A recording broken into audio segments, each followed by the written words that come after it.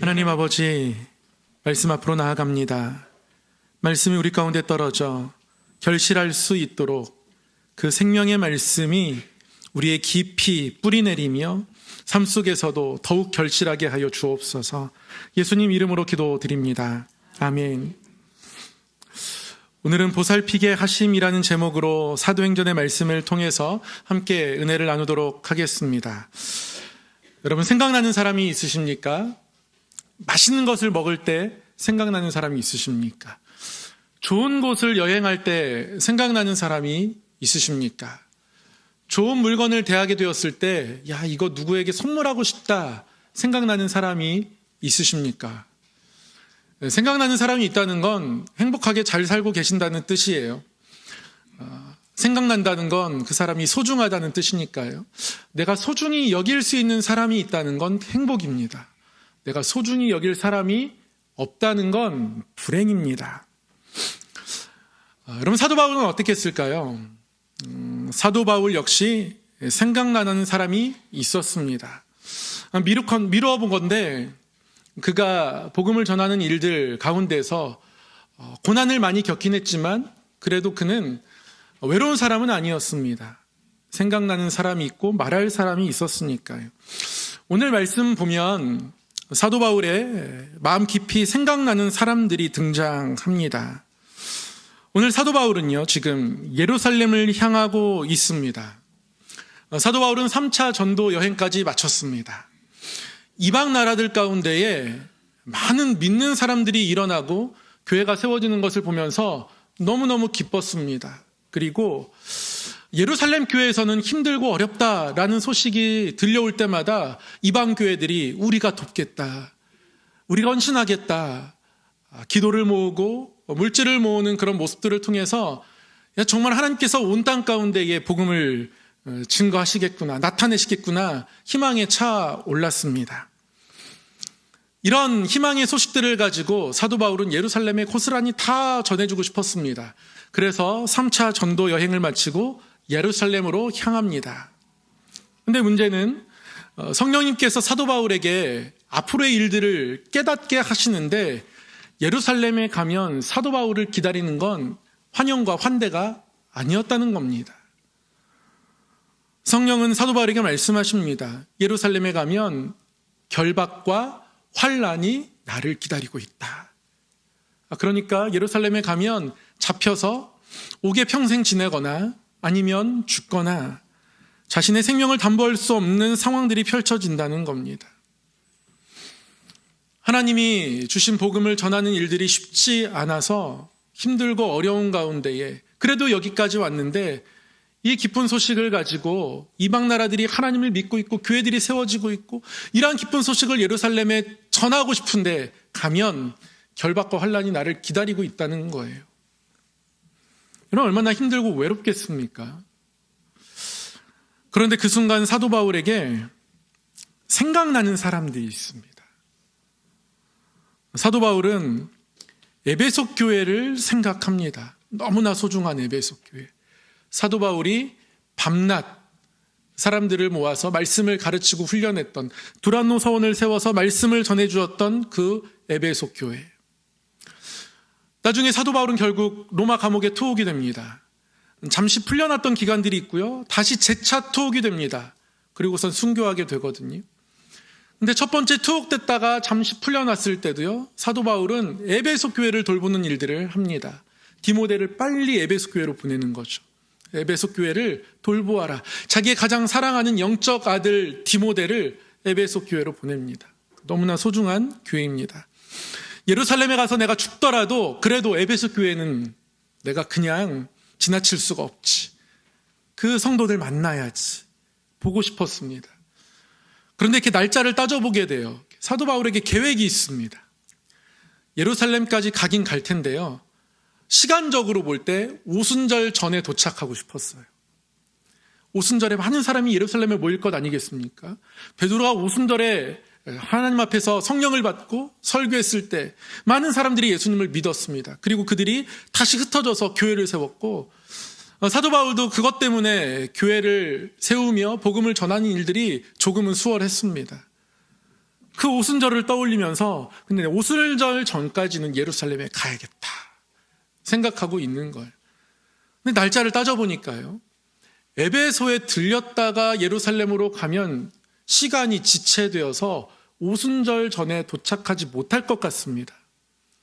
그래서 아쉽지만 사도 바울은 에베소에 들르는 것을 포기합니다. 빨리 예루살렘으로 떠날 수 있도록 밀레도라는 항구를 갑니다. 그런데 아무리 생각해도 이대로는 출발을 못하겠는 거죠. 그래서 에베소를 갈 수 없지만 밀레도에 가면서 에베소 장로들에게 밀레도로 와달라고 밀레도로 올 것을 청합니다. 그래서 밀레도에서 사도 바울과 에베소 장로들이 만나는 거예요. 그리고 그때 사도 바울이 그들에게 했던 이야기가 오늘 본문의 말씀인 겁니다. 사도 바울은 예루살렘에 갈 계획을 이야기하면서 조금도 주저함없이 반드시 그곳에 갈 것을 이야기합니다. 자신의 소명과 사명을 아주 단호하고 분명하게 밝힙니다. 나는 내가 달려갈 길, 이 주 예수께 받은 은혜의 복음, 이것을 증언하는 것을 마칠 때까지는 이 달려갈 길을 절대 포기할 수 없다. 이게 다 마칠 때까지, 이 사명을 다 감당할 때까지 나는 나의 생명을 조금도 귀한 것으로 여기지 않는다. 그렇게 24절에 이야기합니다. 사도 바울의 소명의식이, 이 사명감이 아주 잘 나타나 있습니다.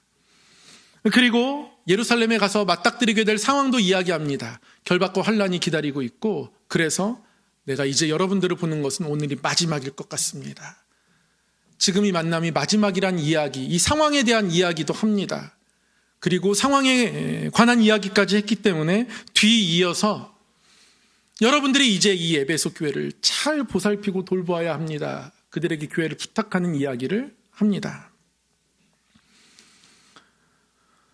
이러한 이야기를 들은 에베소 교회의 장로들, 바울의 소명, 그동안 열심히 달려왔던 그 길들도 바라보고 알고 있고 듣고, 현재의 상황, 앞으로 벌어질 일들에 대해서도 어느 정도 알고 있고, 그렇기 때문에 에베소 교회에서 그들이 어떠한 역할을 해야 되는지에 대해서도 사도 바울로부터 들었습니다.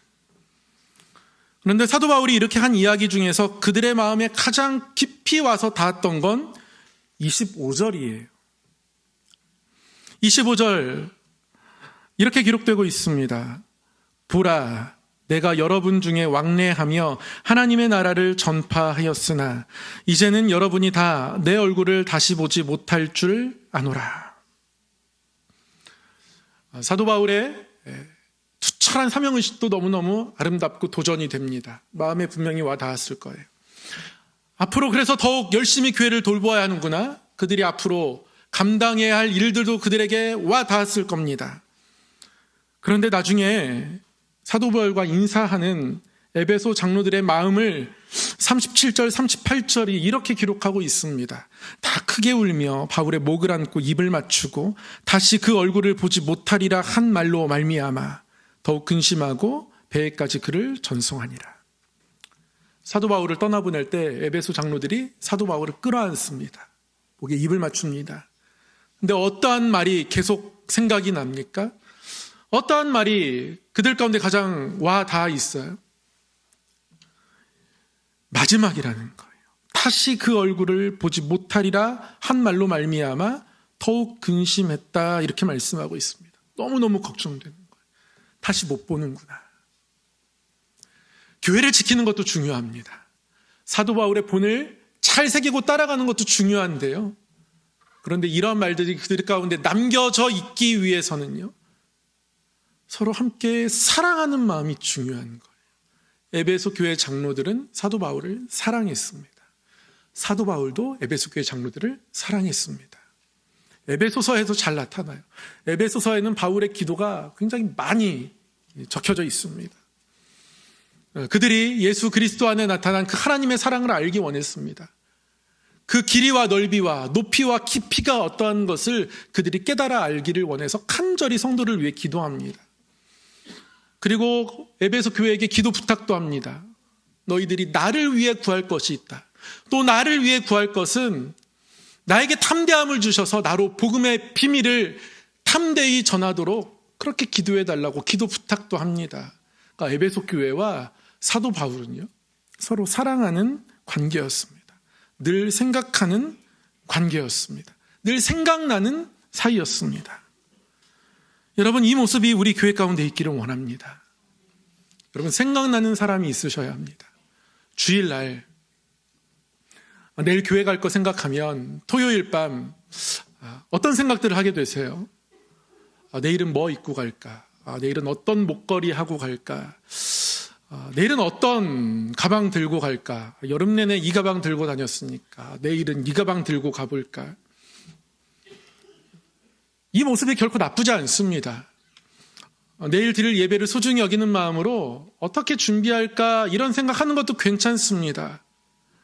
그런데 조금 더 한 걸음 나아갔으면 좋겠습니다. 야, 그 권사님 아프신데 한 2주 정도 못 본 것 같은데 내일은 오실까?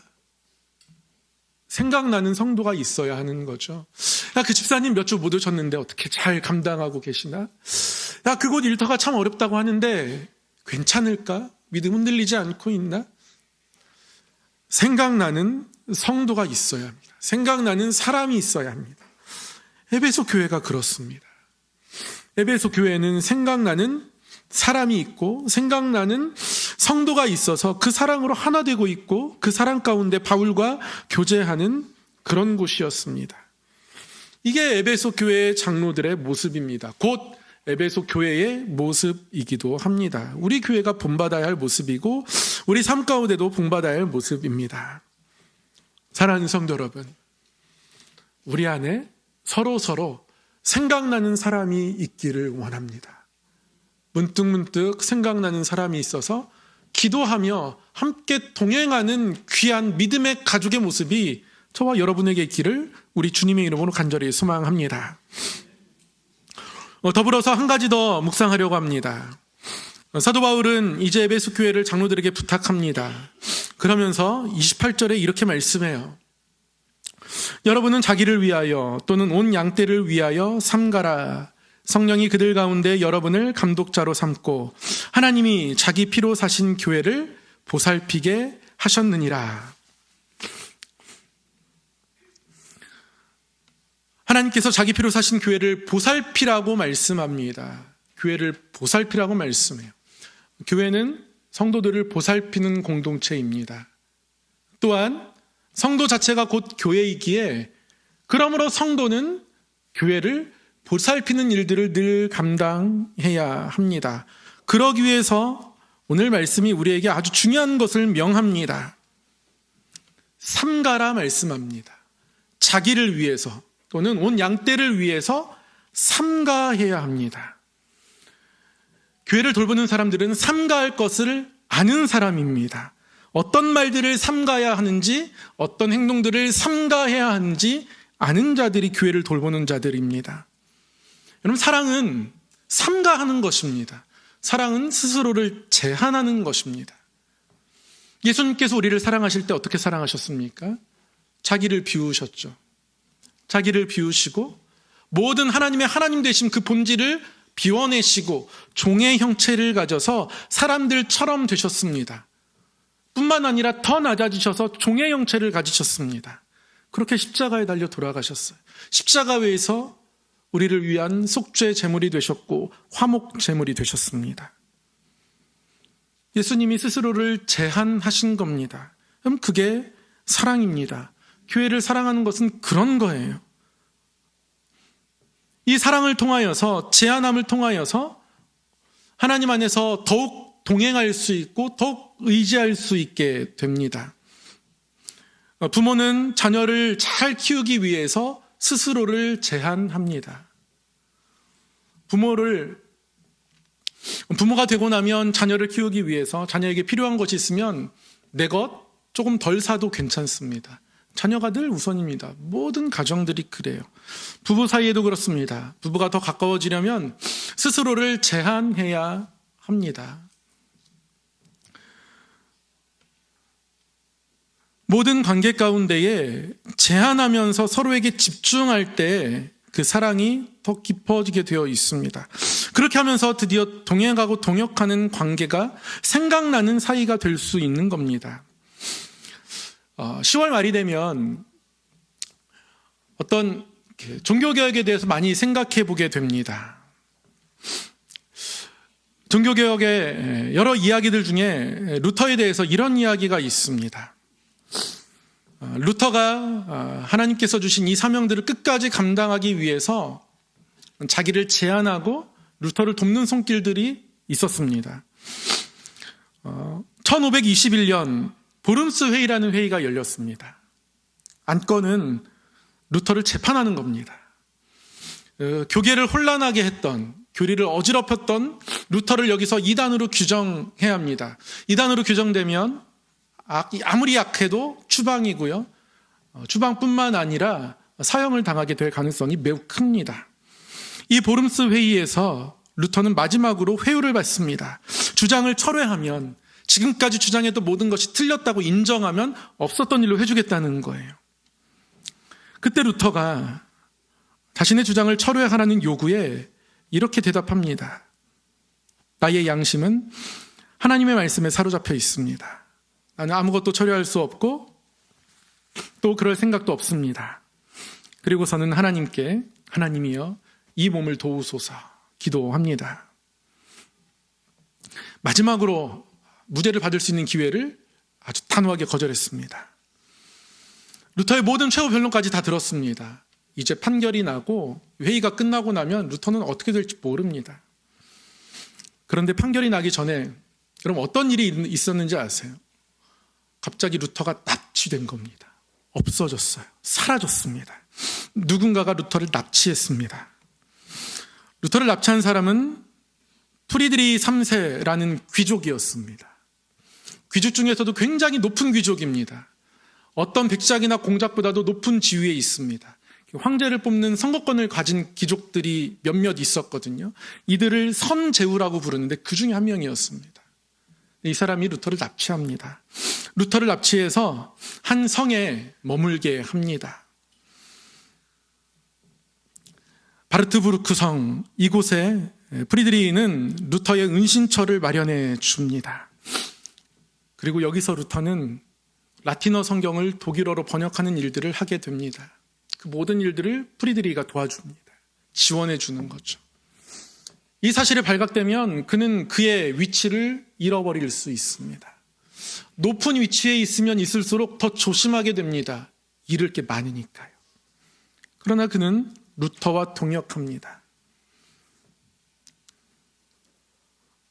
루터의 모든 일들을 도와주고 지원해 주면서 종교개혁이 일어날 수 있도록, 그래서 독일어 성경이 번역이 되고 이게 인쇄술을 따라서 많이 퍼져나가면서, 그러면서 종교개혁의 불씨는 온 땅에 이제 퍼지게 되는 거죠.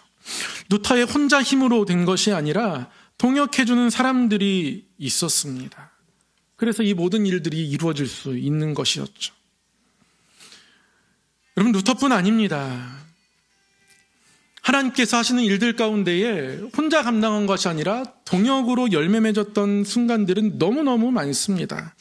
교회는 예수 그리스도 터 위에서 본질적으로 함께 지어져가는 교회입니다. 예수님이 이 땅에서 사역을 감당하실 때에 많은 여인들이 예수님의 사역에 공개로 헌신하며 참여했습니다. 여인들의 이름이 누가복음 8장에 나타나죠. 사도 바울이 전도여행 다닐 때에 그때 신라가 동행하며 함께 빌립보 감옥에 갇혀 있었고요. 함께 찬양했고요. 디모데가 함께 하면서 복음의 모든 소식들을 함께 전하고 때로는 저고 소식을 전해주면서 그 사역을 감당했습니다. 베드로는 아내가 든든한 동역자였던 것 같습니다. 사도 바울이 내가 베드로처럼 아내를 데리고 다닐 권위 없겠느냐 이런 이야기를 하는 걸로 봐서 베드로는 아내와 많이 같이 다녔던 것 같습니다. 베드로는 아내가 너무 든든한 조력자가 되어 주었습니다. 함께하는 사람이 있었던 거죠. 여러분, 현대 선교의 아버지라고 불리는 사람이 있습니다. 윌리엄 캐리. 그는 인도라는 낯선 땅에 가서 거기에 살면서 복음을 전해야겠다. 그리고 그럴 수 있도록 나의 본국에서 후원해주면 좋겠다. 이제 그런 생각을 가졌습니다. 그래서 후원을 모집하고 마련하고 본인은 파송을 받아 다른 나라, 다른 문화권에 가서 삽니다. 이런 형태로 지금은 모두가 선교를 감당하고 있습니다. 선교사를 후원하고 파송받은 선교사는 그곳에 살면서 복음을 전하죠. 이런 형태의 선교를 처음으로 행한 사람이 윌리엄 캐리입니다. 그래서 윌리엄 캐리는 현대 선교의 아버지라 이렇게 불리는데요. 그가 인도로 떠날 때에 그런 이야기를 했습니다. 내가 이제 우물 속으로 내려간다. 그 속이 어떠한지 모르는 그곳으로 그도 낯선 낭을 향해서 두려운 마음으로 가는 거죠. 그런데 그의 친구 앤드루 풀러가 이런 윌리엄 캐리의 말에 네가 우물 속으로 내려간다면 우리는 그 밧줄을 붙잡겠다. 이렇게 대답했다고 합니다. 제가 지난주 설교 시간에 링컨 이야기를 드렸습니다. 남북전쟁을 치르면서 많은 젊은이들이 죽어나가는 것을 보면서 여러분 얼마나 힘들었겠습니까? 그런 결정을 해야 하는 자리에 있는 것이 그에게는 너무나 큰 짐이었을 거예요. 그래서 그는 백악관에서 매일매일 기도합니다. 하나님께서 동역자 되어주셨고요. 하나님이 동역자도 세워주셨습니다. 그에게는 존 헤이라는 비서가 있었습니다.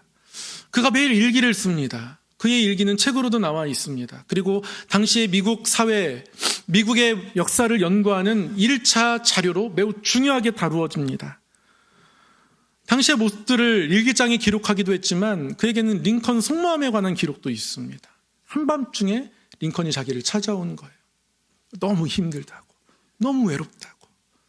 그러한 이야기를 수석 비서도 아닌 정말 20대 초반의 어린 비서에게 그가 다 꺼내놓은 겁니다. 그런 이야기를 일기장에 차곡차곡 기록했습니다. 링컨에게는 그렇게 마음을 터놓을 수 있는 비서가 있었습니다. 그렇게 동역하는 가운데에 하나님의 역사가 이루어지고 있는 겁니다. 우리 성함교도 마찬가지죠. 원로 목사님을 통해서 들으면 그 가운데 동행해주고 동역해줬던 많은 사람들을 늘 말씀하십니다. 더 말씀 안 하셔도 잘 알 수 있을 것 같은데 번번이 말씀하세요. 그 장로님이 이렇게 도왔다고, 그 장로님이 이렇게 헌신했다고. 여러분, 그 마음들이 있을 때에, 그 마음들이 우리 가운데 살아 움직일 때에 그게 바로 교회를 향한 보살핌이고요. 그 보살핌이 교회를 향한 생명력입니다. 사도 바울에게는 에베소 장로들이 있었습니다. 사도 바울은 에베소 장로들이 생각났고 에베소 장로들도 다른 거 다 제쳐두고 이제 다시 못 보는 게 그들에게는 너무 가슴 아팠습니다. 그만큼 사랑했던 사이였던 것이죠. 여러분, 그럴 수 있는 모습이, 또 그렇게 주의를 감당하는 모습이 우리 성함교회에 있기를 간절히 소망합니다. 또 그런 일들을 감당해가는 귀한 자리가 오늘 공동위의 자리가 되기를 주님의 이름으로 간절히 소망합니다. 기도하겠습니다.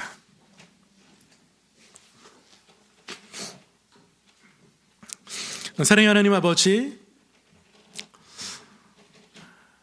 하나님께서 우리를 사랑하시고 또 주의를 맡기실 때 홀로 외로이 감당하지 않게 하시고 서로 사랑하며 서로 생각하며 기도하며 동역할 수 있는 사람들을 세워주심을 믿습니다. 우리 성함교회가 그러한 동역의 교회 되게 하여 주시고 사랑의 역사 있는 교회 되게 하여 주시옵소서. 남녀 성교회가 모이기를 힘쓰며 서로 기도하기를 힘쓰게 하여 주시고 늘 우리 가운데 생각나는 사람이 있게 하시고 그를 위하여 기도하며 하나님의 회복을 경험하는 교회, 경험하는 삶 되게 하여 주시옵소서. 하나님, 그리하여 하나님의 보살핌이 다시 한번 세워주시는 일꾼들을 통해서 사람들의 손길을 통해서 헌신을 통해서 나타나고 역사하는 교회 되게 하여 주시옵소서. 예수 그리스도의 이름으로 기도드립니다. 아멘.